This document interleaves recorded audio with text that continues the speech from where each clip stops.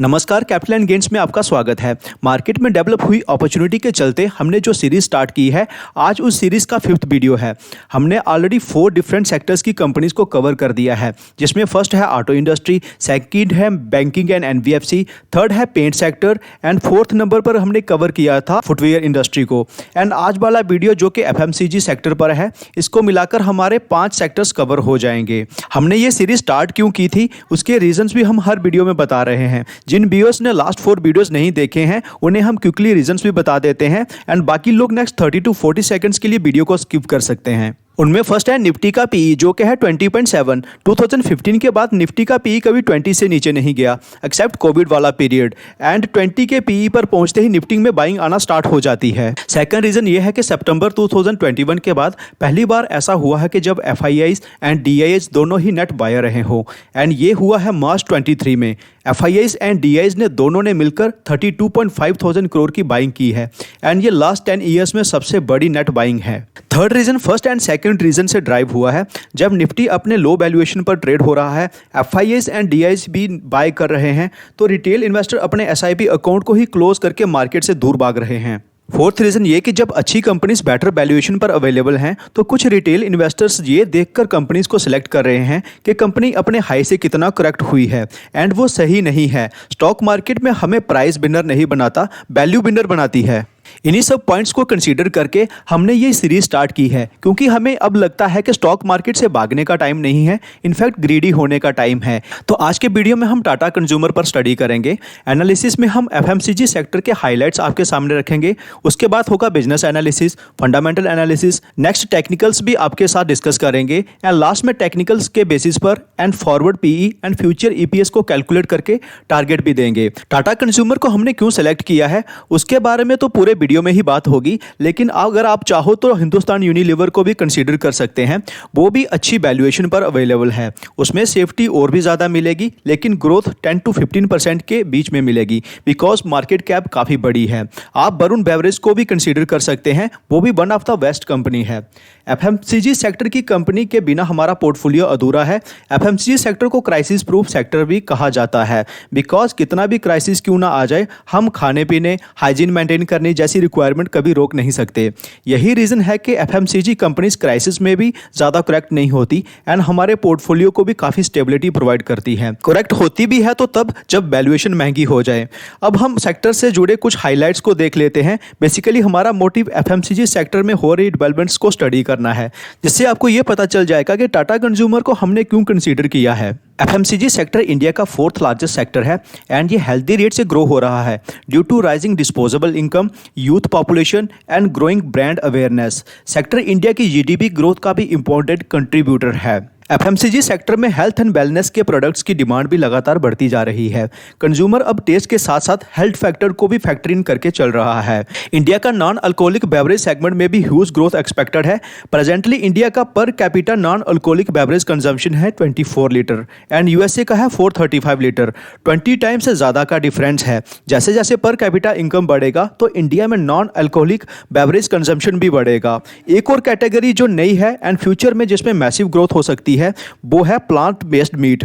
इसमें ग्रोथ के रीजंस है कि वेज में ही नॉन वेज का टेस्ट मिलेगा, न्यूट्रिशनल वैल्यू भी हाई मिलेगी, एंड ट्रेडिशनल मीट के जैसे हेल्थ इश्यूज भी बहुत कम मिलेंगे। Indian FMCG market over the next few years 310 billion US dollars की हो सकती है due to rising consumption of ready to eat meals. इस पॉइंट को भी आप नोट कर लें। रेडी टू ईट मील्स में डिमांड बढ़ने के रीजंस है इंडिया की यूथ वर्कफोर्स जो कुकिंग करना नहीं चाहती, and growing participation of both male and female members in earning activities. FMCG sector में 20.11 बिलियन US डॉलर्स का फॉरेन डायरेक्ट इन्वेस्टमेंट हुआ है बिटवीन अप्रैल 2000 टू 2022, एंड वो इसलिए क्योंकि ये सेक्टर बिल्कुल भी सिक्लिकल नहीं है। गवर्नमेंट ने एफएमसीजी के एक्सपोर्ट को बूस्ट करने के लिए 1.42 बिलियन US डॉलर्स का आउटले अनाउंस किया है थ्रू पीएलआई स्कीम। रिसेंट में हुए high crude oil price and high palm oil price के चलते एफएमसीजी कंपनीज ने अपने प्रोडक्ट के प्राइसेस को 10 to 15% बढ़ाया है। क्रूड ऑयल के प्राइस तो सेटल हो रहे हैं, लेकिन प्राइसेस जो बढ़ाए हैं वो कम होने वाले नहीं हैं, जिससे एफएमसीजी कंपनीज के प्रॉफिट मार्जिन्स और भी अच्छे हो सकते हैं। अब हम टाटा कंज्यूमर के बिजनेस के क्विक हाइलाइट्स को देख लेते हैं। प्रोडक्ट पोर्टफोलियो की बात करें तो टी कैटेगरी में Tata tea, Tetley, tea pigs, good earth, Joekels, Vitax जैसे ब्रांड्स हैं।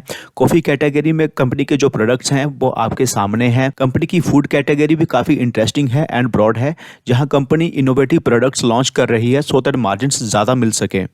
सॉल्ट कैटेगरी में कंपनी ने rock salt, light salt and iron plus iodine categories निकाली हैं। संपन्न सेगमेंट में कंपनी स्पाइसेस, पल्सेस, पोहा, बेसन, ड्राई फ्रूट्स जैसे प्रोडक्ट्स सेल करती है एंड ज़्यादातर प्रोडक्ट्स ऑर्गेनिक हैं। टाटा सोलफुल अलग से कंपनी का एक ब्रांड है जिसमें रागी बाइट्स, मिलेट म्यूसली, स्मूदीज, मसाला ओट जैसे प्रोडक्ट्स हैं। रागी बाइट्स को कंपनी नो मैदा चौकोस से ब्रांडिंग करती है।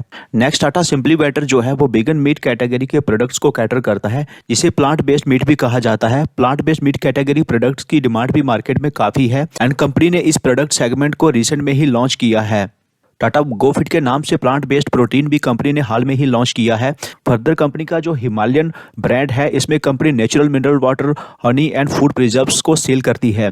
फूड कैटेगरी में जो लास्ट ब्रांड है वो है टाटा संपन्न यमसाइड, जो पहले टाटा क्यू के नाम से सेल होते थे। इसमें रेडी टू ईट मील्स में कंप्लीट रेंज ऑफ प्रोडक्ट्स हैं। बेवरेजेस सेगमेंट में कंपनी ने Tata Gluco plus, Tata copper plus water, good earth and Tata Fruski जैसे प्रोडक्ट्स निकाले हैं। फर्दर स्टारबक्स में भी कंपनी का 50-50 जॉइंट वेंचर है जो कि प्रीमियम कैफे चेन है। लास्ट फाइनेंशियल ईयर में अप्रॉक्सीमेट 50 नए कैफे ओपन हुए हैं इंडिया में। अगर ज्योग्राफिकल प्रेजेंस की बात करें तो इंडिया के साथ साथ कंपनी का presence Canada, USA, UK and Europe, middle east, south Africa and Australia में है। फर्दर कंपनी का कौन सा प्रोडक्ट कौन सी कंट्री में लीडरशिप पोजीशन होल्ड करता है, एक बार वो देख लेते हैं। टाटा टी जो है वो इंडिया में 2nd नंबर पे पोजीशन होल्ड करता है। टेटले यूके में 4th नंबर टी ब्रांड है। टेटले कनाडा में नंबर 1 टी ब्रांड है। टाटा साल्ट इंडिया में नंबर 1 है ही। टाटा संपन्न को भी कंपनी लीडिंग ब्रांड इन पल्सेस में बताती है। टाटा सोलफुल भी इंडिया में लीडिंग ब्रांड है। टाटा क्यू, जिसे अब बदल के टाटा संपन्न यमसाइड हो गया है, वो भी इंडिया में number 2 ready to eat brands है। बेवरेजेस सेगमेंट में हिमालयन वाटर इंडिया का number 1 natural mineral water brand है। टाटा कंज्यूमर का जो A2 क्लॉक कॉफ़ी है वो यूएसए में number 4 roast and ground coffee है। टाटा स्टारबक्स के स्टोर्स भी इंडिया की 26 सिटीज़ में 268 स्टोर्स ओपन हो चुके हैं। सेक्टर एनालिसिस में डिस्कस किए हुए वो सारे प्रोडक्ट सेगमेंट में टाटा कंज्यूमर ने फोरे किया हुआ है जो फ्यूचर में सबसे ज़्यादा ग्रो कर सकते हैं एंड ये सारे product segment high profit margin वाले हैं। कंपनी पर टाटा की पेरेंटेज है एंड फंडामेंटल्स भी इंटैक्ट है, कोई खास डेट भी नहीं है, इसलिए फंडामेंटल्स में ज़्यादा कुछ देखने की ज़रूरत भी नहीं।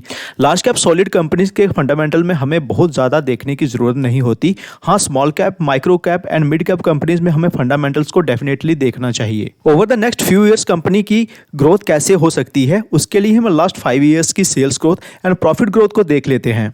सेल्स ग्रोथ की बात करें तो 5 ईयर्स बेसिस पर कंपनी के सेल्स 13% के CAGR से बढ़े हैं, 3 ईयर्स में 20% के CAGR से बढ़े हैं एंड ट्रेलिंग 12 मंथ्स में 9 मंथ्स के CAGR से बढ़े हैं। वही अगर प्रॉफिट ग्रोथ की बात करें तो 5 ईयर्स में 20% के CAGR से प्रॉफिट बढ़े हैं, 3 ईयर्स में 33% के CAGR से एंड ट्रेलिंग 12 मंथ में 28% के CAGR से प्रॉफिट्स बढ़े हैं। तो हम एक्सपेक्ट कर सकते हैं कि नेक्स्ट 7 to 8 ईयर्स में कंपनी की सेल्स 15% के CAGR से ग्रो कर सकती है एंड प्रॉफिट्स भी 20%, 25% के CAGR से ग्रो कर सकते हैं। नेट प्रॉफिट्स अगर 25% के अराउंड ग्रो करते हैं तो स्टॉक प्राइस उससे भी ज़्यादा ग्रो कर सकता है। अब आ जाते हैं कंपनी के टेक्निकल्स पर। प्रेजेंटली कंपनी का स्टॉक प्राइस 50 DMA पर कुछ स्ट्रेंथ दिखा रहा है, लेकिन 100 DMA एंड 200 DMA से नीचे ट्रेड हो रहा है। मींस 100 DMA एंड 200 के बेसिस पर स्टॉक वीक नजर आ रहा है। कंपनी अगर यहां से डाउन साइड दिखाती है तो फर्स्ट सपोर्ट 700 के अप्रॉक्स है, उसके बाद अगर और भी करेक्ट होती है तो नेक्स्ट सपोर्ट 680 के अराउंड है एंड फर्दर अगर गिरावट होती है तो थर्ड सपोर्ट कंपनी की 660 के अप्रॉक्स है। ओवरऑल सेंटीमेंट देखकर लगता नहीं है कि स्टॉक प्राइस थर्ड सपोर्ट यानी कि 660 तक जाएगा। चार्ट को अगर देखें तो कंपनी लास्ट 1.5 ईयर से कंसोलिडेशन में है। इस तरह की फंडामेंटल स्ट्रॉन्ग कंपनीज जब इतना बड़ा कंसोलिडेशन लेती हैं तो उसके बाद की रैली देखने लायक होती है एंड ये लो हैंगिंग फ्रूट्स वाली कंडीशन है। इस चार्ट पे हमें मल्टीपल पैटर्न देखने को मिल रहे हैं। एक तो यहाँ कंपनी ने reverse head and shoulder pattern बनाने की कोशिश की जो कि मार्केट में वीकनेस के चलते पैटर्न कंप्लीट नहीं हो पाया। उसके बाद कंपनी ने एक और कप विद हैंडल पैटर्न बनाया जिसमें ब्रेकआउट तो हुआ लेकिन मार्केट में वीकनेस के चलते वो सस्टेन नहीं हो पाया। कंपनी ने कई बार राउंड पैटर्न भी बनाए हैं जो चार्ट पर मजबूती के संकेत देते हैं। चाहे कप विद हैंडल पैटर्न हो चाहे reverse head and shoulder pattern हो, टारगेट दोनों ही केसेस में सेम ही निकल कर आते हैं। कंजर्वेटिव टारगेट के लिए हम इस रेजिस्टेंस से डेप्थ को मेजर करेंगे, वो हम अभी कर लेते हैं। तो ये आ गई हमारी डेप्थ। अब इसको हम उठाकर ब्रेकआउट पॉइंट पर रख देंगे। टारगेट निकालने के लिए प्रेजेंट स्टॉक प्राइस से उस टारगेट को मेजर कर लेंगे। तो यहाँ हमारा टारगेट आता है 39.52, आप अप्रॉक्सीमेटली 40% मान सकते हैं। अब हम forward PE and future EPS के कॉन्टेक्स्ट में टारगेट प्राइस निकालने की कोशिश करते हैं। हम नेक्स्ट 1 ईयर यानी कि मार्च 24 के टारगेट निकालेंगे। इसके लिए हमें चाहिए मार्च 24 का प्राइस टू अर्निंग एंड मार्च 24 का अर्निंग पर शेयर, क्योंकि स्टॉक प्राइस का फार्मूला है stock price multiplied by EPS. इतनी वीकनेस में कंपनी को ईपीएस मिल रहा है 63 का, लेकिन जब सेंटीमेंट्स पॉजिटिव होते हैं तो कंपनी को 72 का ईपीएस इजिली मिल सकता है, जो कि ऑल टाइम हाई से काफ़ी कम है एंड 3 ईयर के मीडियन पीई के काफ़ी करीब है। अब हम मार्च 24 का ईपीएस निकालेंगे, तो उसके लिए हम ट्रेलिंग 12 मंथ्स का ईपीएस लेंगे एंड वो है 12.48 एंड ये है दिसंबर 22 तक का ईपीएस। कंपनी अपने नेट प्रॉफिट को 20 to 25% के सीएजीआर से बढ़ा रही है, तो दिसंबर 22 से नेक्स्ट 1 ईयर के लिए हम 12.48 में 20% ऐड कर देंगे एंड ये निकल के आता है 14.97 यानी कि 15 अप्रॉक्सीमेटली। मार्च 24 के ईपीएस के लिए हम दिसंबर 23 के ईपीएस में 1 ऐड कर सकते हैं। हम कंजर्वेटिव टारगेट के लिए मान लेते हैं कि कंपनी 20% ग्रो करने के लिए 15 मंथ्स का समय ले लेगी। तो टारगेट निकालने के लिए हम 15 जो ईपीएस है इसको मल्टीप्लाई करेंगे 72 से, जो कि निकल के आता है 1080। चार्ट पर मार्क करने से पहले मैं कहना चाहता हूं कि वीडियो सिर्फ एजुकेशनल पर्पस के लिए है, इन्वेस्टमेंट के लिए खुद का एनालिसिस जरूर करें एंड मेरी मोटिवेशन के लिए वीडियो को लाइक जरूर करें एंड अगर चैनल को सब्सक्राइब नहीं किया है तो चैनल को सब्सक्राइब जरूर करें। तो हमारे पास 2 टारगेट हैं, एक तो टेक्निकल चार्ट के बेस पर निकल कर आया है एंड वह 40% का एंड ये मार्केट के सेंटीमेंट पॉजिटिव होते ही अचीव हो जाना चाहिए एंड दूसरा टारगेट है 51% का एंड ये टारगेट नेक्स्ट 1 ईयर में अचीव होना चाहिए अंडर नॉर्मल मार्केट कंडीशन। तो कैसा लगा आज का वीडियो कमेंट्स में ज़रूर बताएं। तो मिलते हैं आपसे अगले वीडियो में, टेक केयर।